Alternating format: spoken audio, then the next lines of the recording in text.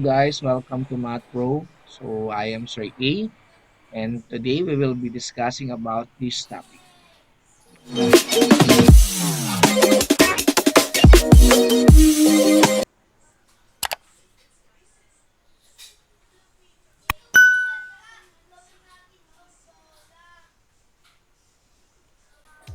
In this video, we will be answering the question how to add and subtract decimal numbers.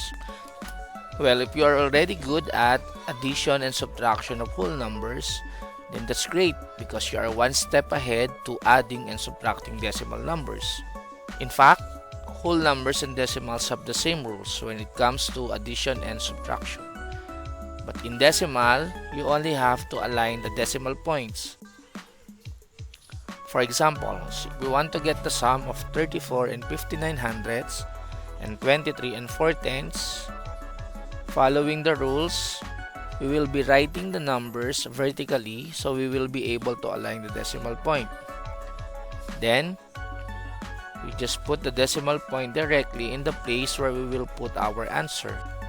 If whole numbers and decimal numbers have the same rules, you might be wondering why we did not align 9 and 4.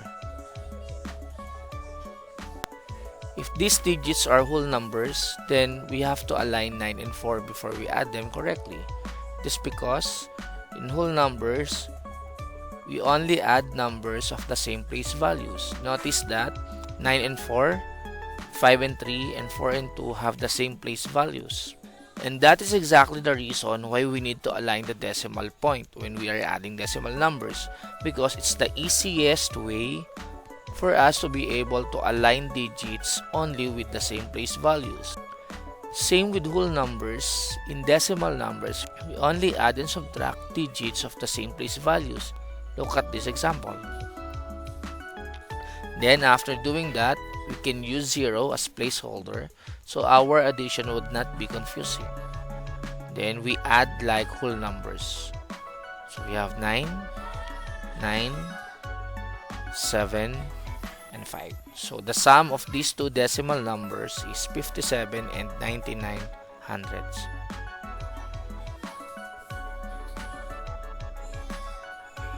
Let's have another example. So if we want to add 4 and 512 thousandths plus 23 and 7 tenths, first step is, of course, to align the decimal point. And again, we do that by writing the numbers vertically. And it is ideal to always write the bigger number at the top. Right? So, in this example, we will be writing 23 and 7 tenths on the top and 4 and 512 thousandths at the bottom. So, we now add. We have aligned the decimal point already. As you see, 7 and 5 have the same place values. They are in the tens place. 3 and 4 are in the ones place. So we can again affix zeros to this as placeholder.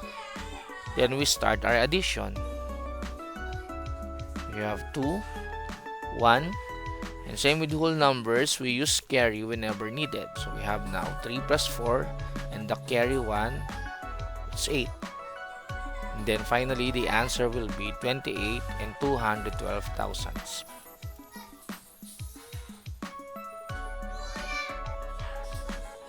And the good news is, the same rule is applied when we are subtracting decimals.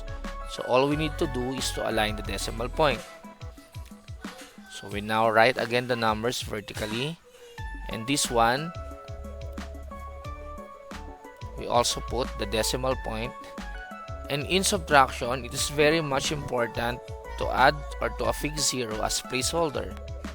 Because unlike in addition, even if you affix 0 and you add them, the answer will be 6. But here, when you subtract, the answer would be different. Why? Because we cannot subtract 6 from 0. So same with subtraction of whole numbers, we borrow whenever needed. So here we have to borrow 1 from 5. So it will become 4. Then 0 will become 10. We now start with our subtraction. 4, 2, 3, 2. So the difference between the two numbers is 23 and 24 hundredths. Let's have another example. So to get the difference between these two decimals, again, we need to align the decimal points by writing them vertically. Then we put the decimal point here.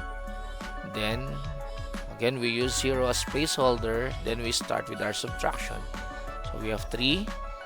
Then we need to borrow again since we cannot subtract 7 from 5. So borrow 1 from 5, it will become 4, and 5 will become 15.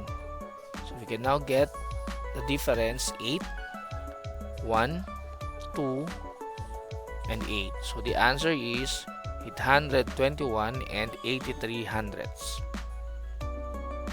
This rule is very important, especially when you are adding amount of money. This is one of the applications of decimal numbers in real life. So if you want to get the sum of 250 pesos, 25 centavos, and 125 pesos, same with decimals, we only add the amount with the same denomination. So we add peso to peso and centavo to centavo. So we can now add, we have 5, 2, 5, 7, and 3. So the sum of these two amount of money is 375 pesos and 25 centavos. As explained a while ago, the rules in addition and subtraction of decimal numbers are actually the same with the whole numbers. So if you want to do better with this topic, you have to make sure that you know well how to add and subtract whole numbers. So that's it. Do not forget to click subscribe and to click the notification bell for more videos.